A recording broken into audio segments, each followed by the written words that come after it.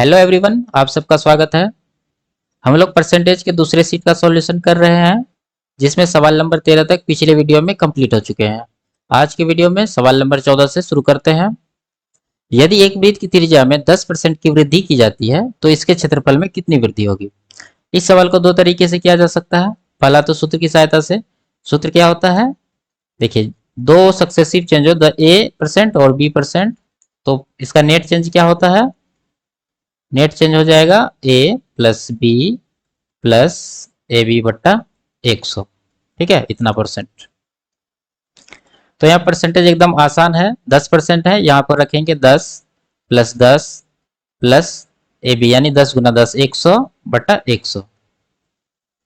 ये कितना आ जाएगा, ये तो कट के एक हो जाएगा, 10 10 20 और 21। ठीक है, 21% इसका आंसर हो जाएगा ऑप्शन नंबर बी। यानी तो इसको रेशियोज करेंगे। देखिए, 10% का वृद्धि और 10% का फ्रैक्शन कितना होता है, 1/10। सबसे पहले वृत्त है, वृत्त का क्षेत्रफल क्या होता है, पाई आर स्क्वायर। यानी जो भी परिवर्तन होगा रेडियस में होगा। पाई तो कांस्टेंट रहना है कोई भी कंडीशन में, तो यहाँ पर इसका क्षेत्रफल भी निर्भर करेगा रेडियस के स्क्वायर पर। यानी रेडियस इसका बढ़ रहा है 10 से 11 हो रहा है, 10 पर एक बढ़ रहा है तो 10 से 11 होगा। तो इसका क्षेत्रफल क्या हो जाएगा, इसका स्क्वायर करेंगे, यानी कि 10 का स्क्वायर 100 और 11 का स्क्वायर 121। यहाँ कितना बढ़ रहा है, 21 बढ़ रहा है। 100 पे 21 बढ़ रहा है तो 21% इसका आंसर हो जाएगा, ऑप्शन नंबर बी। ठीक है, अगला सवाल देखते हैं। अगला सवाल है, त्रिभुज के आधार में 40% की वृद्धि होती है, इसकी ऊंचाई में कितने प्रतिशत की वृद्धि होनी चाहिए ताकि क्षेत्रफल में 60% की वृद्धि हो। इस सवाल को फॉर्मूले की सहायता से करेंगे तो काफी लेंदी हो जाएगा, इसको रेशियो से करते हैं। आधार, देखिए सबसे पहले त्रिभुज का क्षेत्रफल क्या होता है, त्रिभुज का क्षेत्रफल 1/2 गुना आधार गुना ऊंचाई। यानी 1/2 कांस्टेंट रहेगा, जो भी परिवर्तन होगा आधार और ऊंचाई के अनुसार परिवर्तित होगा। ठीक है, तो यहाँ पर आधार में क्या परिवर्तन हो रहा है, 40% बढ़ रहा है। 40% का फ्रैक्शन 2/5 होता है, यानी 5 पर 2 का वृद्धि हो रहा है तो 5 से 7 हो रहा है। और ऊंचाई, ऊंचाई निकालना है, ऊंचाई कुछ नहीं दिया है तो इसको खाली छोड़ देते हैं। अब जब आधार और ऊंचाई को गुना करेंगे तो हमारे पास आ जाएगा एरिया यानी क्षेत्रफल। यहाँ क्षेत्रफल में 60% का वृद्धि है तो 60% का फ्रैक्शन कितना होता है, 3/5। यानी क्षेत्रफल 5 से 3 बढ़ के 8 हो रहा है। ठीक है, अब एच निकालना यानी कि ऊंचाई का अनुपात निकालना है, तो हम लोग क्या करेंगे, आधार के अनुपात से क्षेत्रफल के अनुपात को डिवाइड करेंगे। ये कितना हो जाएगा, ये 5 से इसको डिवाइड करेंगे और ये 7 से इसको डिवाइड करेंगे, तो यहाँ 5 5 कट जाएगा, 1 हो जाएगा। और पूरा अगर रेशियो में 7 से गुना करेंगे तो ये कितना हो जाएगा, 7/8। यानी क्षेत्रफल 7 से 8 में परिवर्तित हो रहा है। कितना बढ़ रहा है, 1 बढ़ रहा है। 1 बढ़ रहा है 7 पर तो 1/7, यानी ये कितना होता है, 14.28%। यानी ऑप्शन नंबर सी इसका सही आंसर होगा। यहाँ डेसिमल के बाद और भी कुछ अंक होता है जिसके कारण यहाँ पर 29 लिया है। ठीक है, अगला सवाल देखते हैं। कर एक समकोण वृत्ताकार बेलन के आधार का व्यास 33.1/3 से कम हो जाता है और इसकी ऊंचाई 2 गुनी हो जाती है, तो बेलन का आयतन में क्या होगा। तो सबसे पहले देखते हैं बेलन का आयतन होता क्या है। बेलन का आयतन होता है पाई आर स्क्वायर एच। यानी पाई कांस्टेंट रहेगा, जो भी परिवर्तन होगा आधार के त्रिज्या और ऊंचाई पर। ठीक है, यहाँ पर कह रहा आधार का व्यास जो है इतना बढ़ जाता है, तो ये 33.1/3 का फ्रैक्शन कितना होता है, 1/3। देखिए, व्यास रहे या त्रिज्या रहे, है ना, उससे कोई फर्क नहीं पड़ेगा। तो यहाँ पर त्रिज्या का अनुपात क्या है, 3:2 हो जाएगा ना, कमी हो रहा है, यानी कि 3 में 1 कम हो रहा है, तो 3 से 2 हो रहा है त्रिज्या का अनुपात। ऊंचाई 2 गुनी हो रही है, ऊंचाई यानी एच 1 से 2 हो रहा है। तो अब हमको निकालना क्या है, आयतन निकालना है। तो आयतन निकालने के लिए क्या करेंगे, पाई को छोड़ देना है, पाई तो कांस्टेंट रहेगा। अनुपात से बना रहे हैं तो सिर्फ त्रिज्या और ऊंचाई पर फोकस करेंगे। त्रिज्या का स्क्वायर करना यानी कि इसका स्क्वायर करना है, तो टोटल का स्क्वायर हम लोग कर देते हैं और दोनों को ऊपर वाला और नीचे वाला यानी रेडियस और ऊंचाई को गुना करेंगे। कितना हो जाएगा, 3 3 9, 9 गुना 1 9, दूसरे तरफ 2 दूना 4, 4 दूना 8 हो जाएगा। यानी उसका आयतन 9 से 8 हो रहा है। कितना कम हो रहा है, 1 का कम हो रहा है।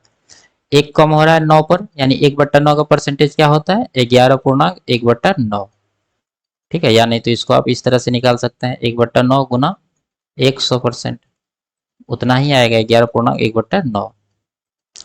तो यहाँ पर ऑप्शन में दोनों दिया, वृद्धि भी है कमी भी है, तो यहाँ पर कमी हो रहा है, ऑप्शन नंबर डी इसका सही आंसर हो जाएगा। अगला सवाल देखते हैं। गोले की त्रिज्या में 11% की वृद्धि होती है, आयतन में कितने प्रतिशत वृद्धि होती है? तो यहाँ पर 11% की वृद्धि होती है। तो गोले का आयतन होता क्या है 4/3 पाई आर क्यूब। यहाँ पर 4/3 और पाई कांस्टेंट रहना है, ठीक है, जो भी परिवर्तन होगा रेडियस के अनुसार होगा। यहाँ रेडियस 11% बढ़ रहा है, तो 100 से 111 हो रहा है। तो यहाँ आयतन का अनुपात निकालना है, तो त्रिज्या का क्यूब करना पड़ेगा, आर क्यूब हो जाएगा आयतन का अनुपात। तो यहाँ पर 100 का क्यूब तो निकल जाएगा, लेकिन 111 का क्यूब निकालना थोड़ा कठिन हो जाएगा, तो हम लोग इस मेथड का प्रयोग यहाँ नहीं करेंगे, यहाँ पर सूत्र का मदद लेंगे। सूत्र क्या होता है, तीन चेंज रहे सक्सेसिव A%, B% और C%, तो नेट चेंज हो जाता है क्या A+B+C, ठीक है, प्लस AB/BC गुना CA, सॉरी यहाँ पर AB+BC प्लस CA/100, लास्ट में हो जाता है ABC/10,000। ठीक है, ये प्लस है, तो यहाँ पर तीनों जगह 11% आएगा। ठीक है, अब जब 11% को इस सूत्र में रखेंगे तो क्या हो जाएगा 11 11 11 33% यहाँ से हो गया। यहाँ पर क्या होगा ए बी को 11 गुना 11 121 हो जाएगा, बी सी भी 121 हो जाएगा, सी ए भी 121 हो जाएगा। तीनों को जोड़ेंगे तो कितना हो जाएगा 363/100 प्लस ए बी सी, यानी तीनों को गुना करेंगे 11 का क्यूब कितना होता है 1331/10,000। तो ये हो जाएगा 33 प्लस इसको डिवाइड करेंगे 3.63 प्लस ये हो जाएगा 0.1331। ये सबको जोड़ेंगे तो कितना होगा 33 3 36.761। ठीक है, इतना परसेंटेज का चेंज आएगा आयतन में। ऑप्शन नंबर इसका बी सही होगा। ठीक है, 36.76। अगला सवाल देखते हैं। गोले के आयतन में 119.7% की वृद्धि होती है, इसकी त्रिज्या बढ़ाई जाती है, तो गोले के वक्र पृष्ठीय क्षेत्रफल में कितना परसेंट परिवर्तन होगा? यहाँ पर गोले का आयतन क्या होता है 4/3 पाई आर क्यूब। यहाँ पर कांस्टेंट रहेगा 4/3 पाई, यहाँ आर का परिवर्तन ही आयतन में परिवर्तन होगा। तो यहाँ पर क्या दिया हुआ आयतन में परिवर्तन दिया हुआ है, यानी आयतन जब पहले 100 यूनिट था तो अब बढ़ के कितना हो गया है 119 का वृद्धि हुआ तो कितना हो गया 219.7। तो यहाँ दशमलव है, दशमलव अगर यहाँ से हटाया जाएगा तो क्या हो जाएगा 1000/2197। ये आयतन का अनुपात है। आयतन का अनुपात किस पर निर्भर करता है त्रिज्या के क्यूब पर, त्रिज्या के क्यूब पर। अब हमको त्रिज्या का अनुपात निकालना है, तो क्या करना होगा इसका घनमूल करना होगा। ठीक है, इसका घनमूल करना होगा, तो हम लोग घनमूल करते हैं तो क्या आ जाएगा 1000 का घनमूल 10, इसका करेंगे तो 13, यानी त्रिज्या का अनुपात हमारे पास आ गया है 10:13। अब कह रहा है गोले के वक्र पृष्ठीय क्षेत्रफल में कितना परिवर्तन होगा, तो वक्र पृष्ठीय क्षेत्रफल क्या होता है 4 पाई आर स्क्वायर। ठीक है, अब यहाँ पर 4 पाई कांस्टेंट रहना है। ठीक है, जो भी परिवर्तन होगा आर के आधार पर होगा, यानी आर का स्क्वायर करेंगे तो क्षेत्रफल का अनुपात निकल जाएगा। तो यहाँ पर आर का स्क्वायर क्या हो जाएगा 10 का स्क्वायर 100 और 13 का स्क्वायर 169, यानी 100 से 169 हुआ, 69 बढ़ गया है, 100 पे 69 बढ़ा है तो 69% हो जाएगा। ऑप्शन नंबर 20 का सही आंसर होगा। अगला सवाल देखते हैं। कर आयत की लंबाई में 12.5% की वृद्धि तथा चौड़ाई में 10% की वृद्धि होती है, तो आयत के क्षेत्रफल में क्या परिवर्तन होगा? इसको भी सूत्र से भी कर सकते हैं और रेशियो से भी कर सकते हैं। रेशियो से कहते हैं 12.5 का फ्रैक्शन कितना हो जाएगा 1/8, 10% का 1/10, दोनों में वृद्धि हुआ है, यानी लंबाई 8 से 9 हो गया है, चौड़ाई 10 से 11 हो गया। दोनों को गुना करेंगे तो क्षेत्रफल का अनुपात आ जाएगा।